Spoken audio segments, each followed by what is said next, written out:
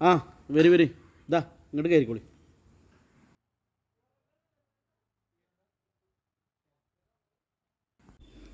ഇതാ അവിടെ ഇരിക്ക.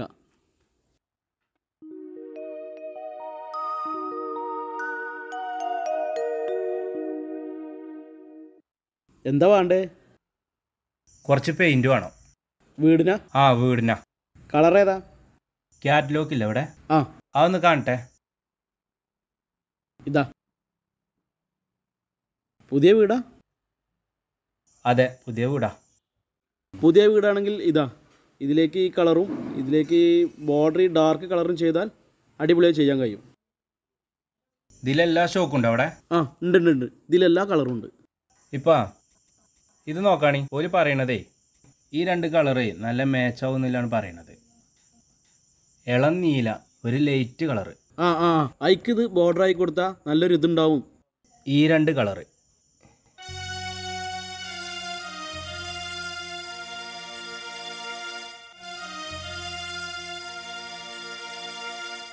കളറൊന്നും കുഴപ്പമില്ല ഒട്ടിയേ. ഇത് ചളിയായ ഇങ്ങനെയാണ് കാണൂലേ? എന്നാ ഇത് വേണ്ടല്ലേപ്പാ. പിന്നെ ഒന്നും കൂടി ഡാർക്കായിട്ടില്ല കളർ കിട്ടുമോ? വേറുണ്ട്. ഇതൊക്കെ ഇത് നോക്കാണി.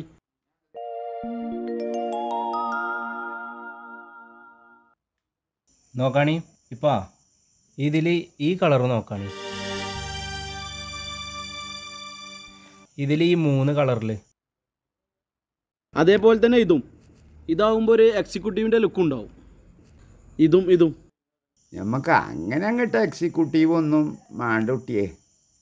ഒരു സാധാരണക്കാരൻ്റെ കളറ് മതിയേ. എന്നാ പിന്നെ നിങ്ങളവിടെ തപ്പിക്കോളി. അല്ല അത് വെറുതെ സമയം കളയാ.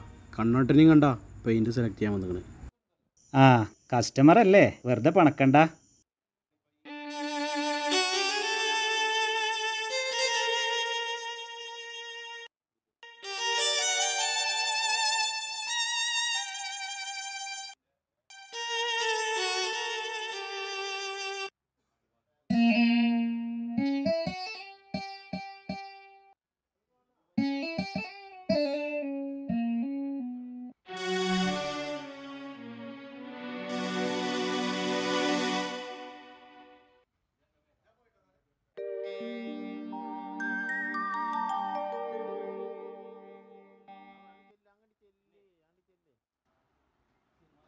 ഈ 2 കളറ് പിന്നെ ഈ ഒരു കളറും ഇത് രണ്ടും വാളിനും ഇത് ബോർഡറിനും.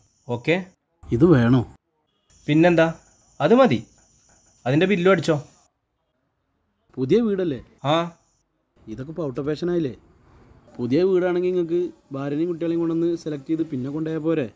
പിന്നെ ഭാര്യനെയും കുട്ടികളൊക്കെ കൊണ്ടുവന്ന് കണ്ട് വീട് മനോഹരാക്കാൻ എനിക്കറിയാഞ്ഞിട്ടൊന്നല്ല.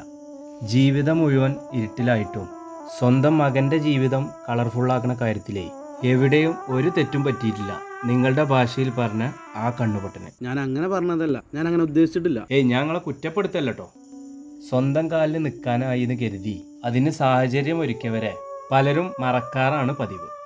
പല വീടുകളിലുണ്ടാവും കുടുംബം പേറി തളർന്ന് വീടിൻ്റെ ഒരു മൂലയിൽ ഒതുങ്ങേണ്ടി വന്ന ഒരുപാട് അച്ഛനമ്മമാർ.